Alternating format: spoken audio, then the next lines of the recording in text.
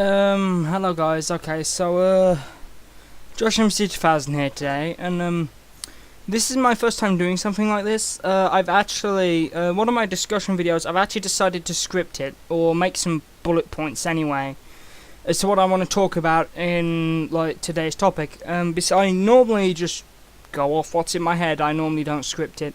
But after the mess of that video that was the Injustice 2 video last time I uploaded, I looked at it back and I just kept repeating the same shit over and over again. So you know what, I've decided to script it now.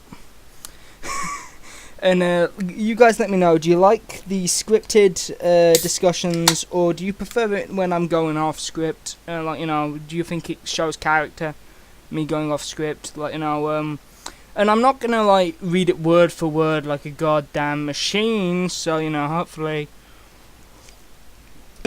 we can still have some fun with this. The gameplay in the background is Watch Dogs 1 and Watch Dogs 2 respectively, and I'll use it to illustrate different points.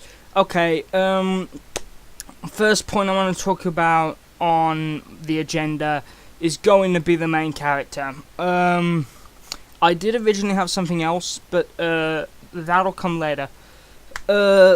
First point is the character to be Wrench.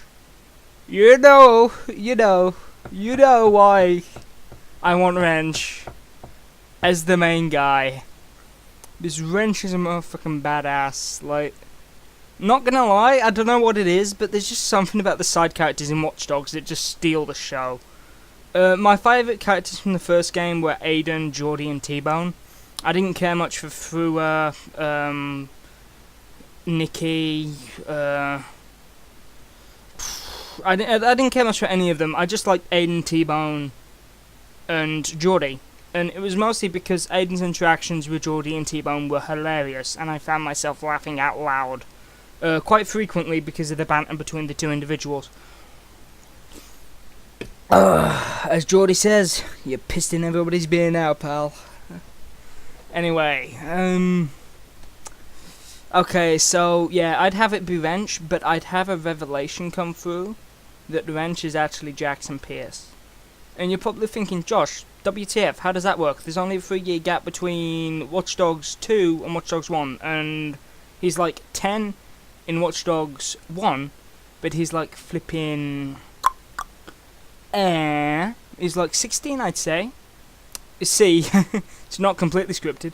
It's like 16, 18 in I'd say 16, 18 in Watch Dogs. Well, 18 because he's drinking in a bar. 18 in Watch Dogs 2.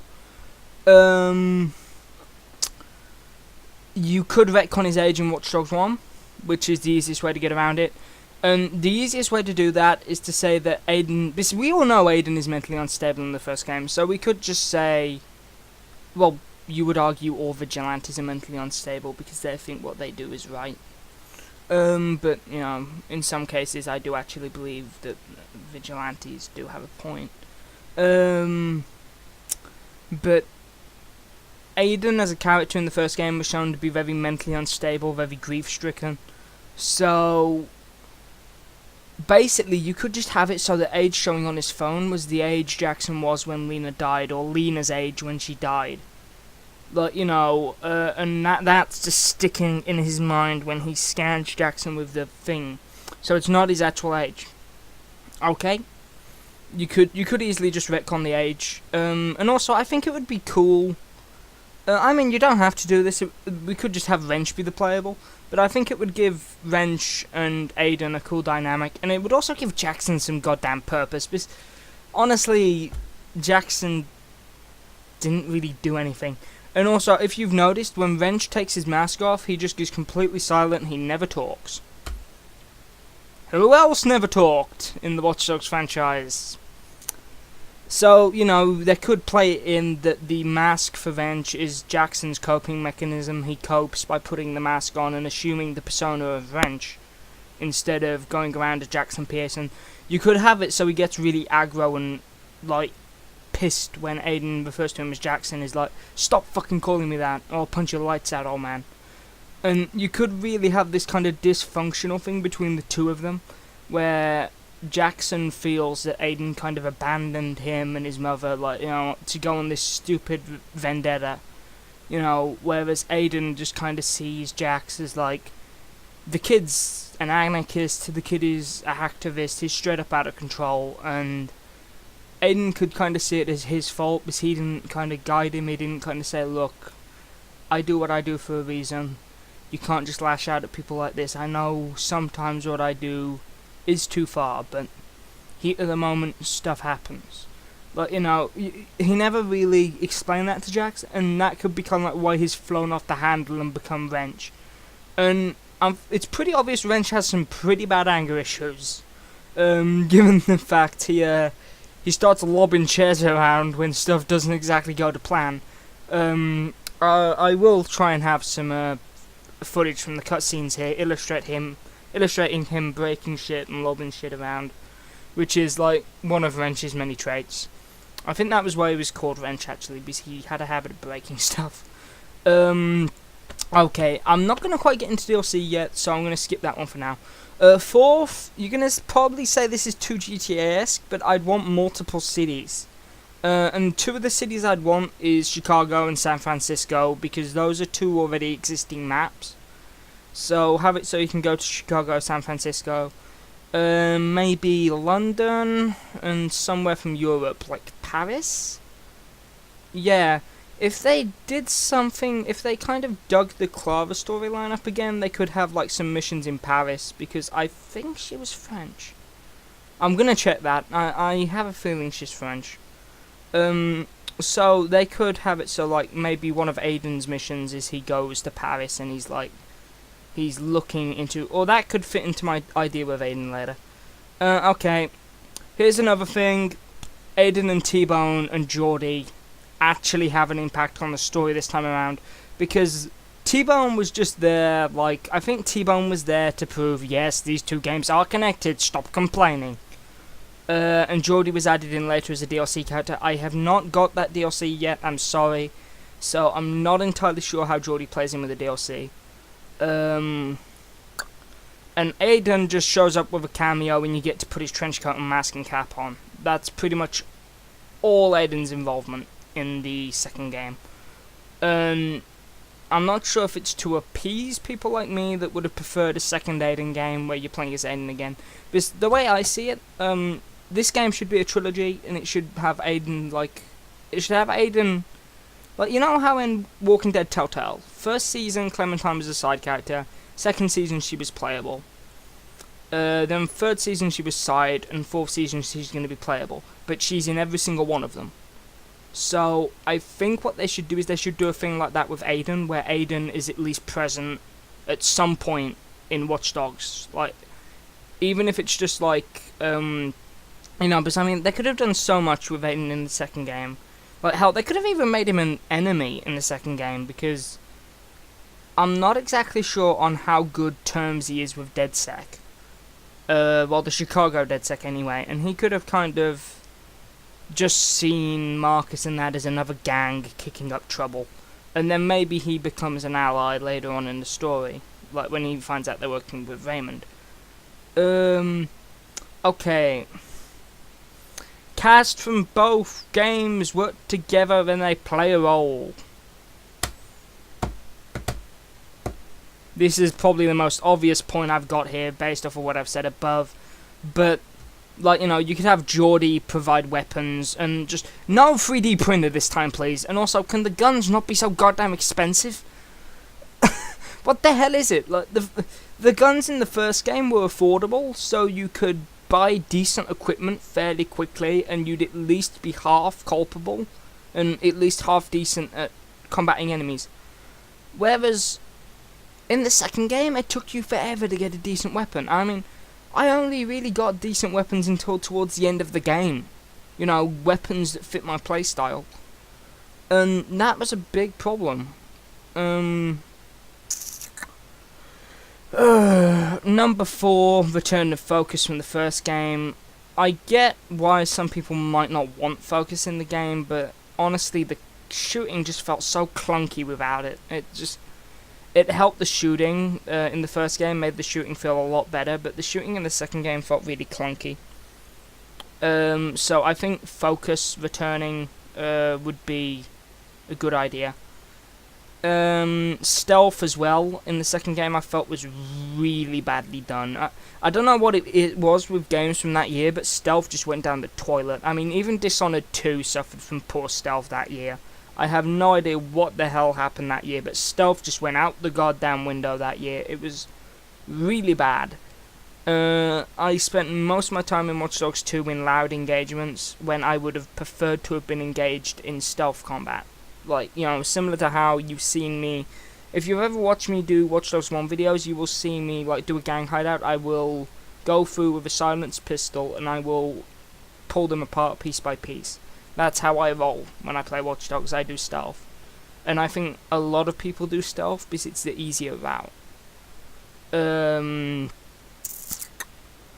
Number 11, co-op.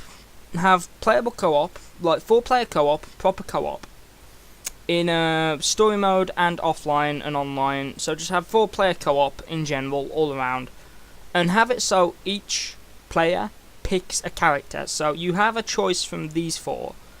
You can pick from Aiden, T-Bone, Marcus, Wrench. Wrench being the main character in single player. Wrench would have... These were just 2 I came up on the spot with because I couldn't think of a cool gizmo for Wrench.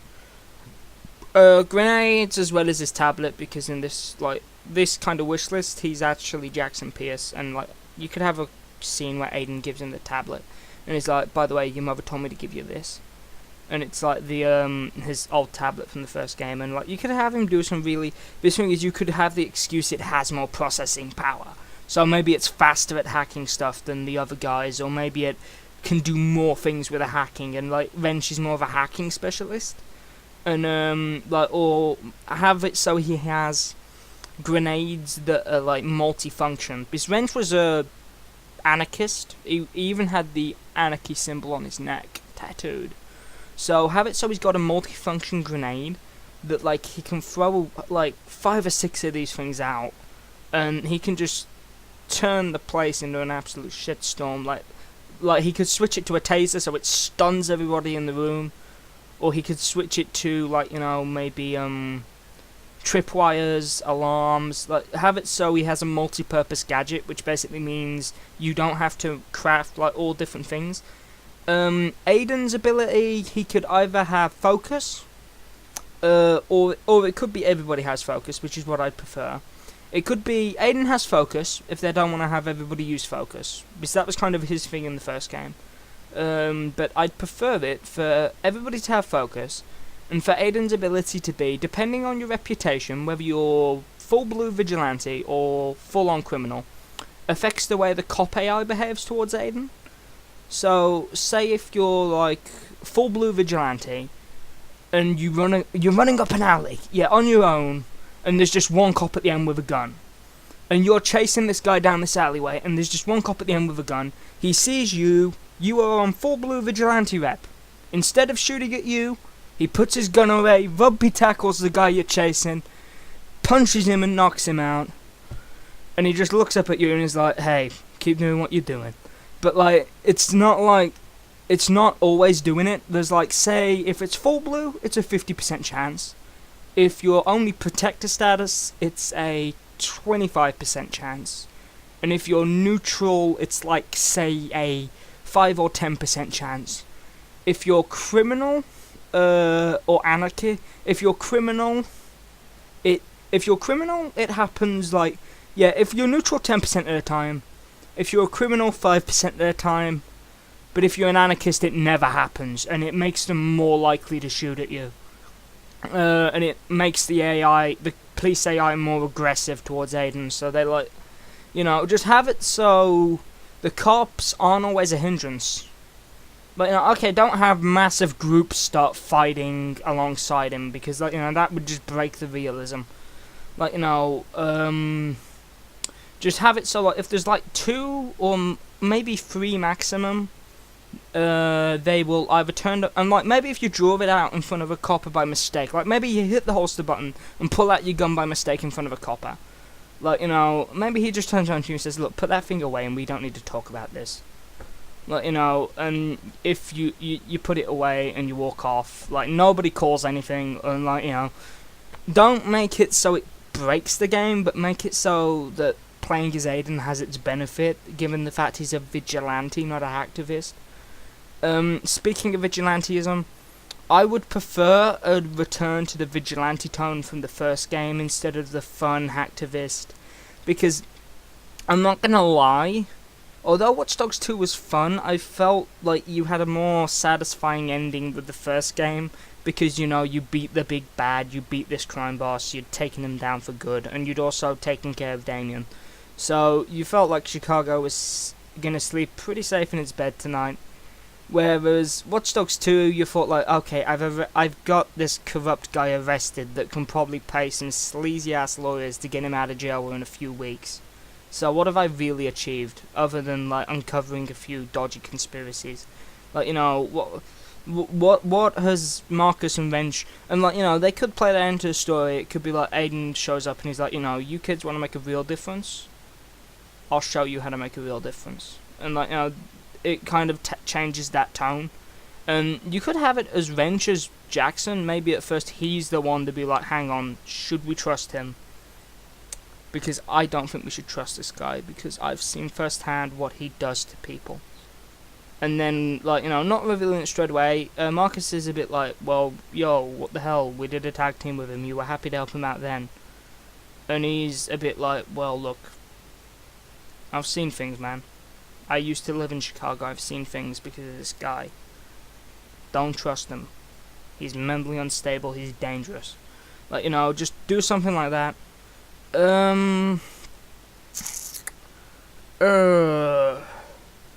I've talked about character traits. Character traits for Marcus and T-Bone.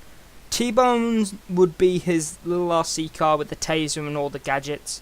Marcus would be also his flying gadget, but don't have him have his jumper.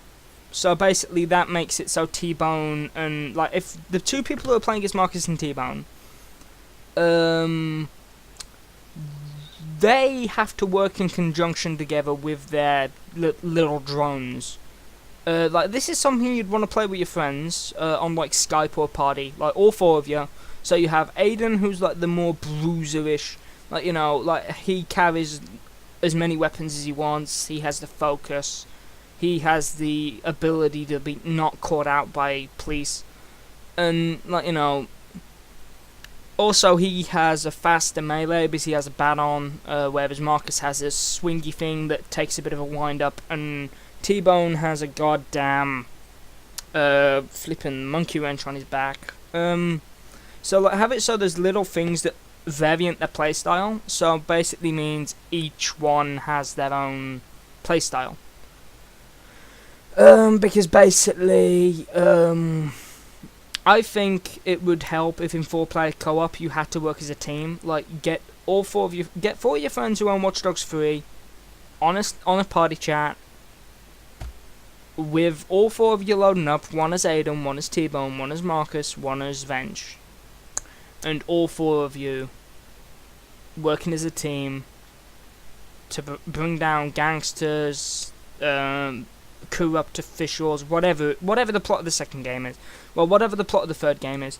I have a feeling they're more likely to carry on the plot from the second game than the first, which, if you're going for the vigilante tone, maybe the people they're dealing with get more serious, so they decide, okay, no more Mr. Nice Activist, we are gonna hit them hard now. This is, like, you know, maybe have something happen, like, what happened to Horatio? He died. Maybe have something like that happen to Satana, or one of the other characters, like Josh, even. Yes, I have somebody named after me in Watch Dogs. I'm happy now. And also, I'm not gonna lie, if I was in that situation, I would probably act like Josh, because in that situation, I'd very much be out of my field. I'd very much be like, okay, yeah, whatever you say, Marcus, I'll do this for you. Okay, yeah, right. Are you sure we couldn't do it this way? Wouldn't that be safer? Well, you know, I'd very much be that kind of guy. if I was in this kind of group. I don't know. Well, you don't really know until you end up in that situation, so for all you know, I could end up being like Marcus or something, or hell, even Wrench. Actually, I do have anger problems, so probably a mixture of Josh and Wrench. Whatever the hell that would create. Okay, now let's talk about DLC. I'd like the return to Bad Blood style DLC, please. 2 Bad Blood style DLCs, one where you play as Aiden, one when you play as T-Bone. You're playing as Wrench in the main. You could have it so you switch between Marcus and Wrench in the main campaign, or just Wrench, either or. And if you really wanted to go all out, you could do another campaign. You could do 3 DLC stories, which one has you playing as either, Marcus. Because I think Geordie works better as a side character than a playable. It's just my personal opinion. Because I think some of Geordie's humour wouldn't work unless he had somebody to bounce it off. Which, it's very much how Geordie reacts to things that makes him funny. So him being a playable character would be kind of besides, there's always the mod for Watch Dogs 1 on PC. Link in the description if you want to play as Geordie. Yeah, by the way, I have a link to 2 great. I'll put a link to 2 videos I've done on 2 great mods for Watch Dogs, and also the worst mod video I did. I needed to upgrade my PC really to use that mod, so it's not a. Graphics-wise, it's a good reflection, but performance-wise, it's a pretty piss-poor reflection. Because it's my computer, so you guys, if you got a good rig, try it out on yours. If not, maybe if you can run Watch Dogs 1 pretty comfortably on all high, then maybe consider it. But if you're struggling on high and all high, you might not want to consider it. But even if you put it down onto medium, the worst mod does provide performance enhancements, and it also has slight changes to field of view and things that are really beneficial to the game. So, and even on medium and low, you can see improvements to the graphics. So I would definitely recommend it over playing it with hell, I'd even recommend it over console graphics if you can get it running all on ultra. But good luck to you doing that. But then again, my gaming rig is a couple of years old, so that's I'm about due an upgrade. Okay, anyway, DLC aside, I want at the end of this to have Aiden die. At the end of Aiden's DLC, I want to have him either die off or retire from an injury he receives. Because if this is set a couple of years after Watch Dogs 2, Aiden is possibly pushing late 40s, early 50s. So he's not going to be old enough to be continuing as a vigilante, so. And they could make another entry if they wanted to, but personally for me, I'd want it to be 3 solid entries in a trilogy. I mean, say what you will about them downgrading the graphics in the first one. Say what you will about some of the choices in the second one. It's a pretty solid set of games that are enjoyable. I mean, I'm not a fan of the criminal element of GTA. I'm playing as a criminal. So having a game similar to GTA like Watch Dogs, where you're playing as a vigilante, it suits me perfectly, because I would much rather play as a vigilante-like character over a straight-up criminal. Which is why in the first game I always play Aiden as a vigilante, because I don't. It's just something up with me. I just prefer to play a vigilante over a criminal. It's just, I do play Payday, so I do play games where you are a straight-up criminal, but if I had the option to play as a vigilante or an assassin or something a bit more interesting than just a straight-up criminal who's in it for the money, in it for the kicks, that's what I'd prefer. It's why I love Max Payne, why I love the Punisher comics. Hell, I've got a copy of Punisher Max right next to me. Once I finish Volume 1 of Punisher Max, the next Comic Book Carnage video will be my thoughts on the first volume of the complete collection of Punisher Max.